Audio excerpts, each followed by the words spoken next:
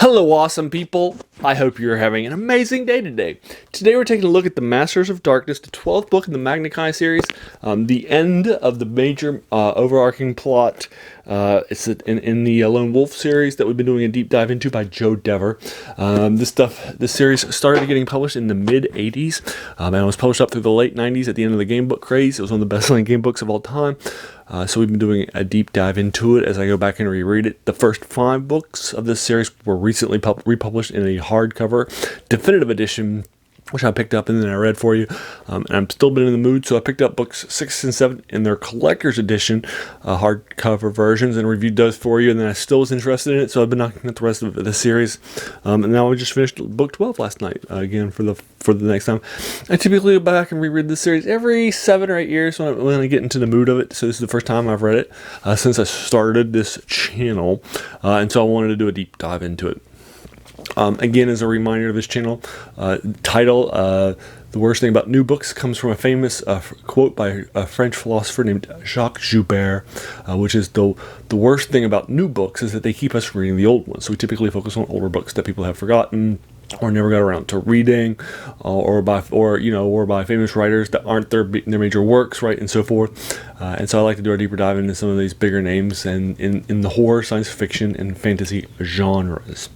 So we're doing game books. If you don't think that game books are real books, I'm sorry about that, but they are. Did you know that I actually wrote a game book influenced by this series for free for a forum, so that you can click from links to links to links as part of a forum post. I also have this as one of my top 10 most key fantasy influences in my own personal life in a video that I did called My Appendix N, which I'll link to you in the comments below. And you can read this online. So instead of me linking you to a copy of it, which would be expensive on the secondary market, since this thing was published a long time, decades ago, and game books get a lot of wear and tear. So there's some benefit picking them up in hardcover.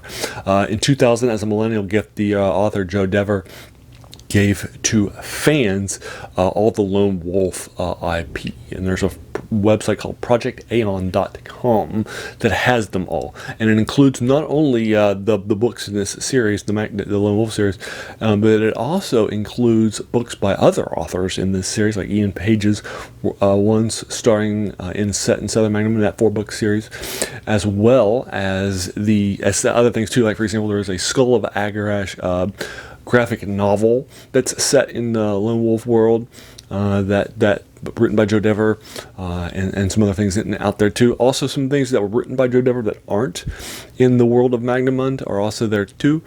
For example, he has a 4-book post-apocalyptic series, the Freeway Warrior series, which you can read on there too, so you don't have to buy them. And because he donated these things free, I still like to pick up the occasional definitive edition book or hardcover book or collector's edition book, because of those sorts of things. I like to continue to contribute. So he died a few years ago, and his son, Ben Dever, has now been picking up and doing a lot of these sorts of things and been involved with them below. So again, I'll link you to Masters of Darkness, the final book in the series of the first 12, and sort of a definitive end, although there is sequels.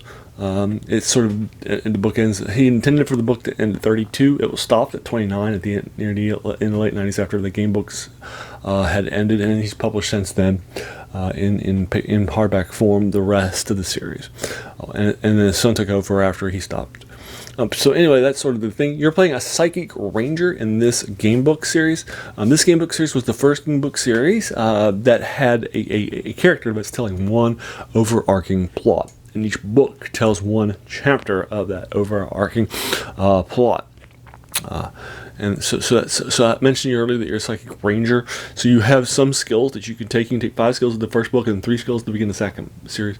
And then each time you finish a book, you get to gain another skill. So your character grows in ability as the series goes on, which is pretty cool. You also keep your items that you found. You also keep your stats, combat skill, and endurance points. And then you also get to keep your gold that you find as well. from book to book to book. So that's pretty cool. You have some skills, like, for example, that lean more into the psychic side of things, like the ability to attack somebody mentally, Mind Blast, the ability to shield yourself from mental attacks, Mind Shield, the ability to move things, Man Never Matter, and then the ability to sense things, Sixth Sense. In the first series of books, it's divination. In the next series, and then you have tracking and hunting and camouflage and weapons skill and those sorts of things that are more in the rangery side of things. So then you're psychic rangers that you're playing through this series. You are the last of the Kai. After in the first book, your group is attacked at the Feast of Femarn when all the Kai are gathered. They're attacked and ambushed by the Dark Lords of Helmdegad. And now your entire nation is under attack. So in the first book, you survive that, and then you have to go tell the king what's happening. And then in the next book, book 2, after realizing that there aren't any Kai to relieve this siege that's now happening on the capital, you are sent to a nearby ally nation to recover the Summer Sword, a magical artifact which is so powerful in sword form that it should be able to destroy the Dark Lords. It's a weapon specifically forged to do that, and it can only be wielded by Kai. And you're the last guy, so it makes sense that you would be wielding the Summer Sword. The Summer Sword will become a powerful weapon for your powers and so forth. And then in book 3, Vonatar has fled, and you, who is the key traitor, who you fight in book 2, and who you will betray everybody in book 1. And leads to everything. So he's fled the icy wastelands of Cult, and so you got to go track him down and hunt him down and bring him back to justice. In book 4, in the southern provinces of your country, some cavalry guard by the king have gone missing, and so you're going to send down and track them down for what's happening, and then you'll find out some secrets that you have to stop. And then in book 5, you're sent as a peace envoy to the sometimes enemy nation of Vasconia. You'll find out that it's super secretly a trap, and then you have to escape the trap, and then you realize that the book of the Magnikai is there, so then you're going to track down on a treasure hunt for the book of the Magnikai. You find the book, and that's it. The book of the Magnikai will let you take the second level stuff of skills and become a Kai Grandmaster at the end of that travel. But normally you would be trained by your by the people that were already had reached that rank, but unfortunately they've all died, right? So you would be the last Kai Master and the last Kai Lord, but then there's no other Kai. But now that you've found the book of the Magnikai, you can read it, review it, and set yourself on the path to become a Kai Master. 3 years pass between book 5 and book 6. Book 6 is you are now, after absorbing the knowledge, you've gotten 3 skills that you can select to start off with. I started off with weapon mastery, divination, and weapon mastery and a bow, so that way you can get the silver bow duodin. And then I also chose passmanship, which is the upgraded version of tracking. And then you're on the quest for, and each book will be a quest for a lore stone, and there are 7 of these lore stones, and you will find them one of each book. In book 7, you'll find this in a stronghold, which is a dungeon dive, which is a little bit different as a dungeon delve, but I like it less than the other ones because it just doesn't feel as epic as the other ones. Book 8, the Jungle of Horrors, you're going to a swampish, jungle-ish area to find, so you journey there, and then you have to go into this dark area with a friend named Pido, who is also from the Elder Magi, who helped you out in the previous books and will become your major allies in this quest for the lore stones, to bring back the lore stone that they had and they had secured in their own fortress. And then once you find that, book 9, the Cauldron of Fear, you'll go to the besieged city of Tahoe by the bad guys, and you'll have to deal with all that stuff, and the siege and the attacks by the things on this country, and then you have to go to an underground area in the Cauldron, which is an underground area of the city, to find the lore stone. Then at the end of that book, you'll find out that the other 3 lore stones have been captured by Nag, the key bad guy, the Dark Lord that rules all the other Dark Lords. And he has them in his fortress of Torgar. So in book 10, the Dungeons of Torgar, you're going to go to his world and penetrate it, and that sort of a thing. and then you're going to find one of them and then the other two, and you are going to be sent to the shadow plane of Daziern, which is a separate plane that you'll be exploring in book 11, The Prisoners of Time, which I just reviewed that book for you. Just recently, that book has your travels and your initiation to the book, and has. And in which you'll find, and you'll have to deal with some very powerful combats in the last couple of books, and then in book 12, now you've gotten all the lore stones. You've come back from the shadow plane, and now your goal is to destroy the Dark Lords. And so now you become basically an assassin, which is pretty cool, and I like it. And so this is my favorite book in the Magna Chi series. It is longer to read, much like The Prisoners of Time is longer to read, but it doesn't have as many actions.